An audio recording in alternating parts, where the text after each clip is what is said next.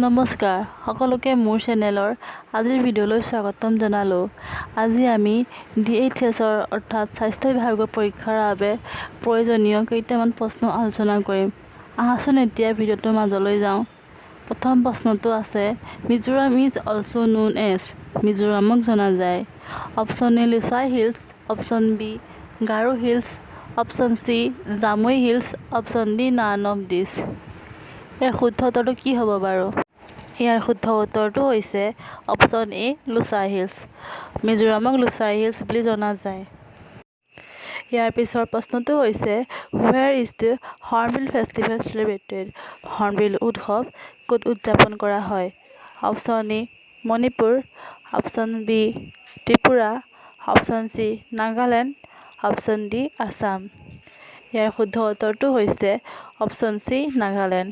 নাগালেণ্ডত হৰ্ণবিল উৎসৱ উদযাপন কৰা হয়। ইয়াৰ পিছৰ প্ৰশ্নটো হৈছে, Nongkrem dance festival is celebrated by which community. Nongkrem উৎসৱ কোন সম্প্ৰদায়ৰ দ্বাৰা উদযাপন কৰা হয়? Option A Garo, option B Dimasa, option C Bodo, option D Khasi. ইয়াৰ শুদ্ধ উত্তৰটো হৈছে option D Khasi.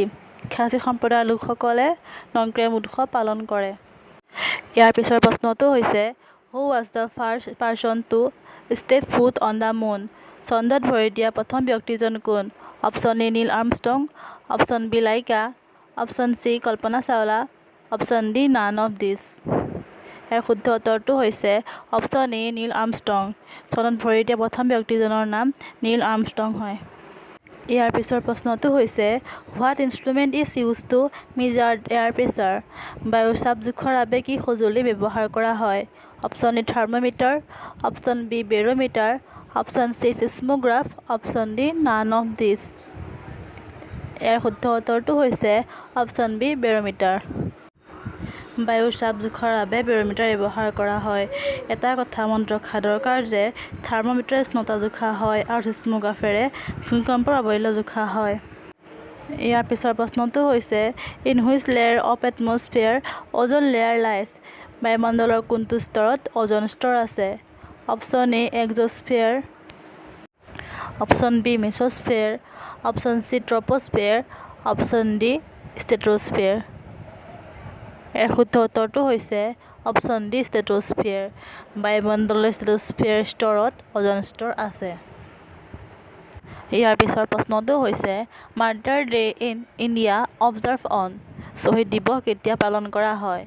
Option A 30 জানুৱাৰী, অপশ্যন বি 10 ডিচেম্বৰ, অপশ্যন চি 26 জানুৱাৰী, অপশ্যন ডি 15 আগষ্ট।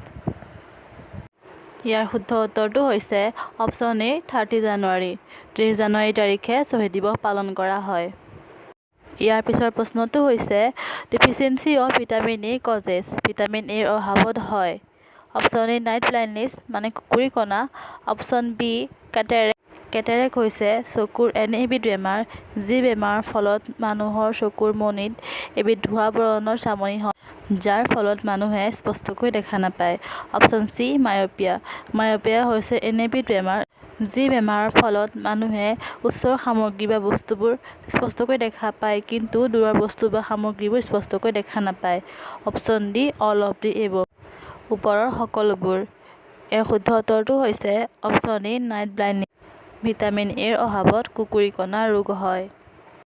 ইয়াৰ পিছৰ প্ৰশ্নটো হৈছে, urine of diabetes patient contains. Diabetes ৰোগীৰ প্ৰস্ৰাৱত পোৱা যায়। Option A hyaluronic acid, option B uric acid, option C glucose, option D none of the above. ইয়াৰ শুদ্ধ উত্তৰটো হৈছে option B uric acid. Diabetes ৰোগীৰ প্ৰস্ৰাৱত ইউৰিক এচিড পোৱা যায়। ইয়াৰ পিছৰ প্ৰশ্নটো হৈছে, ডগ বাইট কেন কজ। কুকুৰে কামুৰিলে হয়। Option A polio', option B rickets, option C rabies, option D none of the above. ইয়াৰ শুদ্ধ উত্তৰটো হৈছে অপশ্যন চি ৰেবিছ। কুকুৰে কামুৰিলে ৰেবিছ বেমাৰ হয়। ইয়াৰ পিছৰ প্ৰশ্নটো হৈছে, when was the Bharat Ratna given to Mother Teresa. Mother টেৰেছাক কেতিয়া ভাৰত ৰত্ন দিয়া হৈছিল? Option A 1980, option B 1987, option C 1976, option D 1951। ইয়াৰ শুদ্ধ উত্তৰটো হৈছে অপশ্যন এ 1980। 1980 চনত মাদাৰ টেৰেছাক ভাৰত ৰত্ন প্ৰদান কৰা হৈছিল। ধন্যবাদ। আজিৰ ভিডিঅ' ইমানেই আছিল। তোমালোকে যদি ভিডিঅ'টো চাই ভাল পালা তেনেহ'লে প্লিজ লাইক, কমেণ্ট আৰু শ্বেয়াৰ কৰি দিবা। আৰু লগতে এনেধৰণৰ ভিডিঅ'সমূহ পাই থাকিবৰ বাবে চেনেলটো ছাবস্ক্ৰাইব কৰি ন'টিফিকেশ্যনৰ কাৰণে বেল আইকনটো প্ৰেছ কৰি দিবা।